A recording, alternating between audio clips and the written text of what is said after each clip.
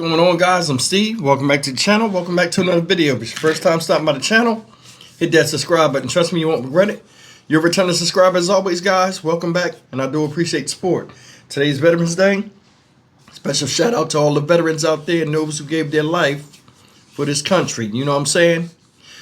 I'm going to talk about a story I was supposed to do yesterday, and it's a lot of mystery behind this. And I'm going to get your guys' opinions on what you think's going on and foul players involved as far as the police department in this story I'm going to tell you.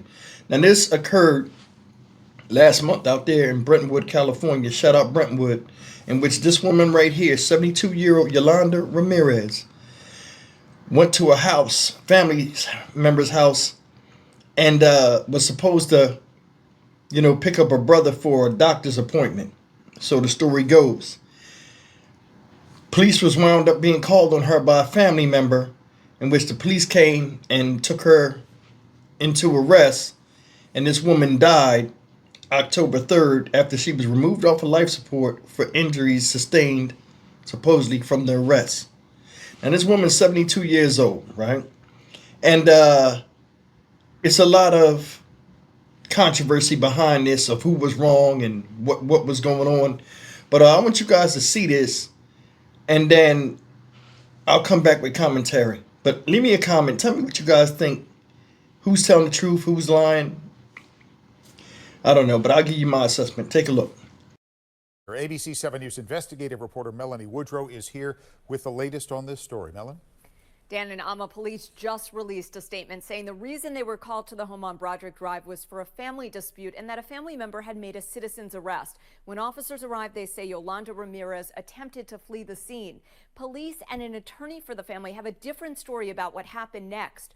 1 week later, Ramirez's family took her off life support. 72-year-old Yolanda Ramirez was a wife, mother, and grandmother. Loving, kind, warm. Her son, Rich Ramirez, says on September 26th, Yolanda went to her brother's home to pick him up for a medical appointment. One of the witnesses heard, "Hey, Ruben, this is Yolanda." Brentwood police say a family member called them to the home for a dispute. One of the witnesses saw my mom handcuffed on her knees. They were looking through her purse, looking through the car. According to a claim filed by Melissa Nold, an attorney the family hired, an officer believed to be Police Officers Association President Aaron Peachman violently struck Yolanda Ramirez's head on the window of the patrol car and possibly slammed her legs in the car door before leaving her unattended. Within minutes, an ambulance arrived and multiple police officers and EMTs carried Ramirez out of the car, covered in vomit and appearing to be unconscious, according to the claim filed. Police did not call her family. Rich Ramirez says he gathered the information from neighbors and a private investigator working with his attorney. His mom was taken to one hospital, then moved to another where he works as a nurse in the OR. He says she had a massive brain bleed and underwent surgery. It was a tough decision the family made, and we decided to pull her care on October 3rd. She was there when I took my first breath, and I wanted to be there when she took her last. Now the family wants answers. In a statement just put on the Brentwood Police Department Facebook page, police write Ramirez appeared to be having a medical issue in the patrol vehicle and that her condition worsened at the hospital. The Contra Costa County District Attorney's Office confirms they're investigating. The attorney for the family, Melissa Nold, says the claim is a precursor to the lawsuit she intends to file. I think they're trying to cover up something that happened that shouldn't have happened, and they by hoping that the family will just go away as opposed to having to explain this. That seems to be based on all the information I've gathered, is that they're trying to hide something bad that happened to a person that it shouldn't have happened to. Doug Foley is representing POA President Aaron Peachman. He tells the I-Team Peachman gave a voluntary statement to the DA's office and that he wrote a detailed report of the contact, detention, and arrest. Also that there is body-worn camera video of the interaction and video from the patrol car's rear seat camera. Writing in an emailed statement in part, quote, "We are confident that the district attorney's investigation will show that Officer Peachman acted appropriately and well within departmental policy and the law. But Yolanda's son thinks this never should have happened." Unnecessary and tragic, and she should still be here. According to the family's attorney, Melissa Nold, at least 6 witnesses observed the incident and were outraged by the police brutality. She says none of those witnesses have been interviewed by Brentwood police detectives or district attorney investigators to date. New developments tonight in the case of a 72-year-old Brentwood woman who died after an interaction with police. Now, for the first time, we are seeing video of police arriving at the woman's sister's home. She's the one who had called police for a family dispute. ABC 7 News I-Team reporter Melanie Woodrow is here with the video you will see only on 7. And Yolanda Ramirez's sister Sylvia tells me she didn't want her sister to be arrested. She wanted accountability. A responding officer was explaining to Sylvia that she could make a citizen's arrest for allegations police didn't personally witness when the situation took a dramatic turn. Yolanda Ramirez's sister Sylvia talked to me through a window screen and didn't want to appear on camera. She showed me this video of police arriving at her home September 26th after she called them to report a family disturbance.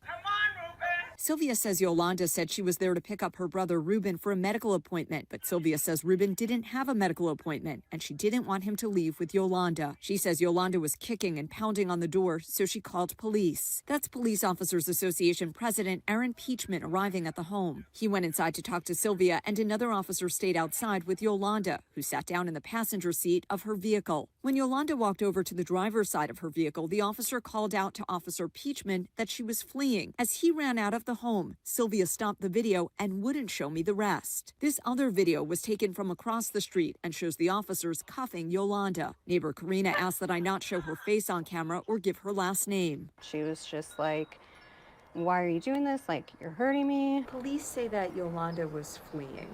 No, she was not fleeing. What makes you say that? Because she was with the cops the entire time. But having two police officers for a 72-year-old lady kind of like manhandling her like that, it seemed a little excessive. This video doesn't capture what happened when officers took Yolanda, now cuffed, down the block to a patrol vehicle parked across the street from Ashley Jeglum's home. She was complaining about her cuffs, how her cuffs were too tight. And then they were telling her to get in the car. And she didn't want to get in the car. I mean, who's going to want to get in the cop car, right?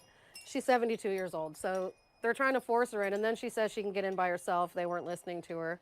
So they like forced her into the side of the car, and then the female cop went around the other side of the car and pulled her in the rest of the way and then shut the door. They were being pretty rough for a 72-year-old lady. She's not going to outrun you. She's not a threat to you.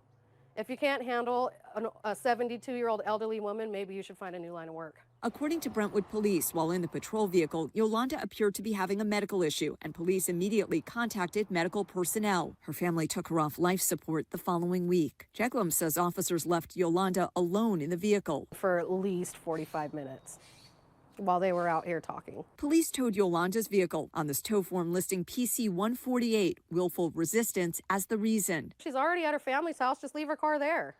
What did they need to investigate in the vehicle? While the DA's office is investigating, Jeglum and every neighbor I spoke to told me no police officer or DA's office investigator has interviewed them. From what I know, nobody has come to talk to any of the witnesses that live on this street.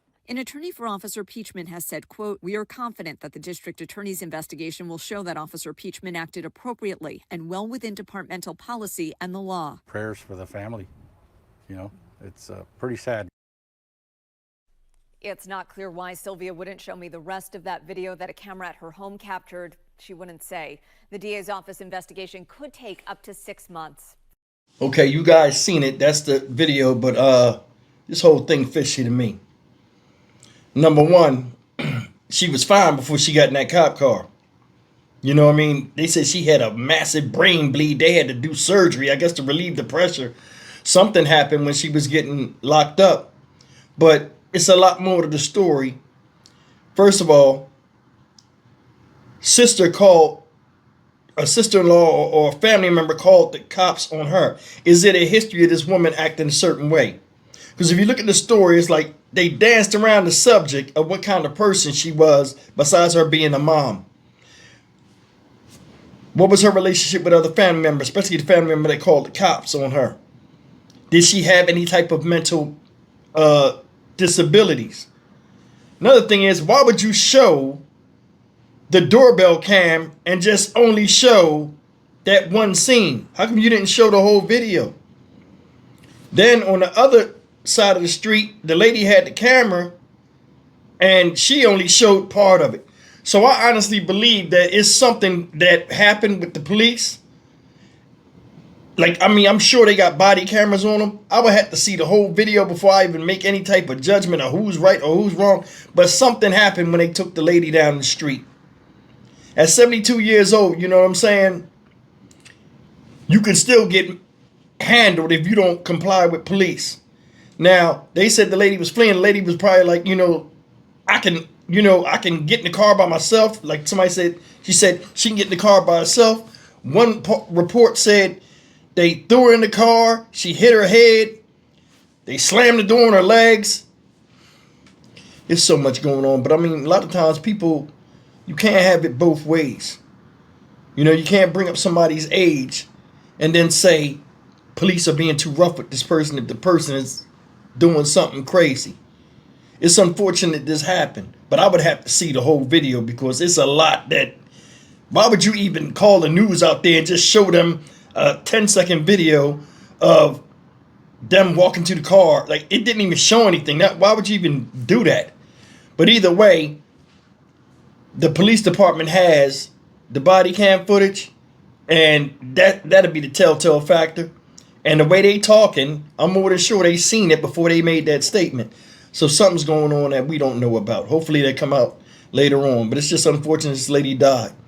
Stock Market Steve for the Dynamic Reason channel. As always, like, comment, share, and subscribe. I will see you in the next video. Take care. Happy Veterans Day to all the veterans out there.